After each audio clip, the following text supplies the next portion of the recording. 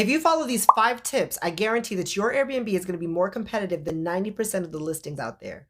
What's up, everyone, and welcome to my channel, Noble is Global. My name is Noble, or if you speak Mandarin, you can call me Gao Shang.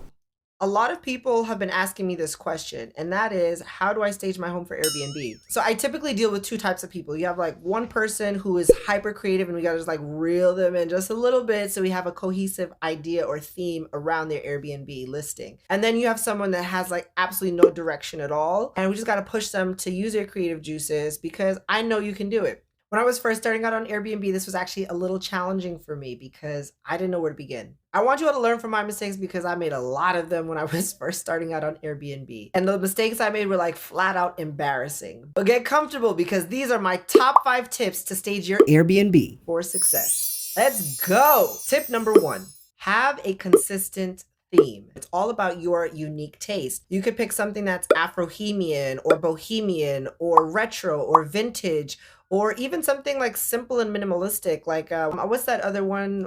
I'm forgetting. It's called Nordic. Yeah. Having a consistent theme is going to make you so competitive. It's about creating an experience. And how do you do that? My biggest tool is going to be Pinterest. Search for different rooms and start pinning them to your board so that you have an idea of where to start, and you can actually copy that room verbatim. You can even pick and see, okay, I like that faux fur rug. I want that draped on the side of my bed, or I want that lamp, or I want that color scheme. You're gonna wanna pick like rooms and aesthetics that you think that you can replicate well. Remember, you're only one bare can of paint away from making a design that works. And that's what your customers want at the end of the day. That's what you want when you're staying at an Airbnb yourself. It is just that simple. Keep it nice and minimalistic. Your guests will appreciate your cohesive design. What theme do you have for your home? Drop a comment down below and let me know. Reason number 2, avoid clutter. There's like a couple of obvious reasons why you want to avoid clutter. One, because people break shit. It happens. It doesn't happen often, but it does happen. Not only is it good to declutter your home for those practical reasons because people break shit, it's also because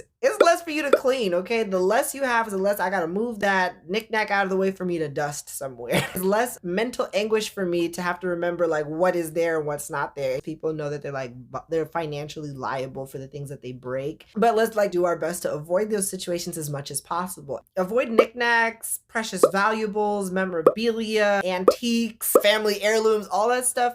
Just put it away. How do you decide what you're going to put away and what you're going to keep out? I want you to think like, okay, if this breaks, if my guest breaks this, will I be verklempt? And if the answer is yes, I don't need that to be part of your staging. And if you're enjoying this video, go ahead and hit the subscribe button and give this video a thumbs up.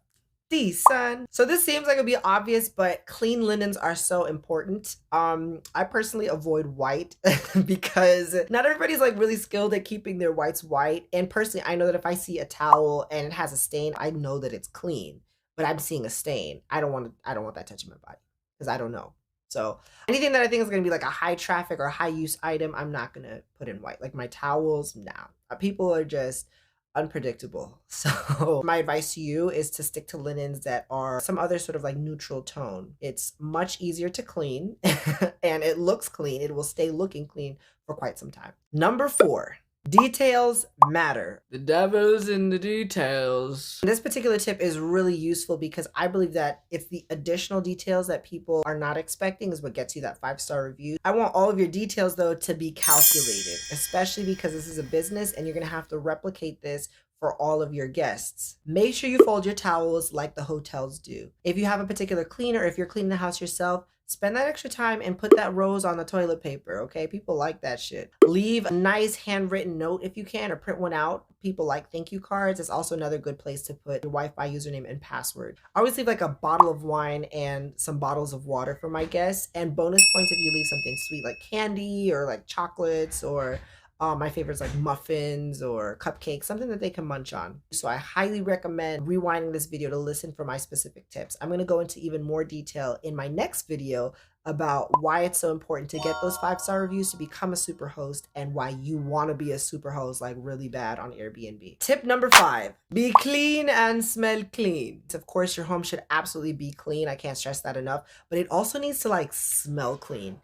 Because the thing is, your place could physically look clean, but if it smells like damp and moldy, it's a complete turn off from the moment your guest walks in the door. So when you smell it, It should be like clean linen and dryer sheets. Whatever evokes that clean smell is what you're going to strive for. You have to strategically place your smells around the house. So one of my favorite places to put my Febreze plugins is like right by the door, so that when they first walk into your house, it's like this waft of this aroma of nice, clean, fresh linen. I also have a diffuser in my living room and in the kitchen. I also put a couple plugins inside of the in the bathrooms, because of course people are going to use it. Bathrooms are like key areas that have to smell good before people feel comfortable using them. So like, don't go overboard either, because we don't want your guests passing out from all of the fragrances. But making sure the place smells clean is like essential to staging your place. As soon as they open the front door, it should be like, oh, thank God this place is clean. Yo, and this is a hack. During the summertime, I make sure that the house is a little bit cooler than normal, because I just find that a warmer house tends to hold bad aromas.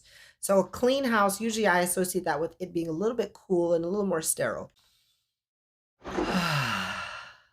If you follow these 5 tips, I guarantee that your Airbnb is going to be more competitive than 90% of the listings out there. That means your booking rates will increase, your nightly rates will increase, and that means your ratings will increase. Because if it don't make dollars, it don't make sense. And please drop a comment down below so that you can tell me what you'd like to see me produce next. Thanks for watching, and see you all next week. 他们没想到我会说中文. People love like cookies or brownies, something they could like eat. The devil's in the details.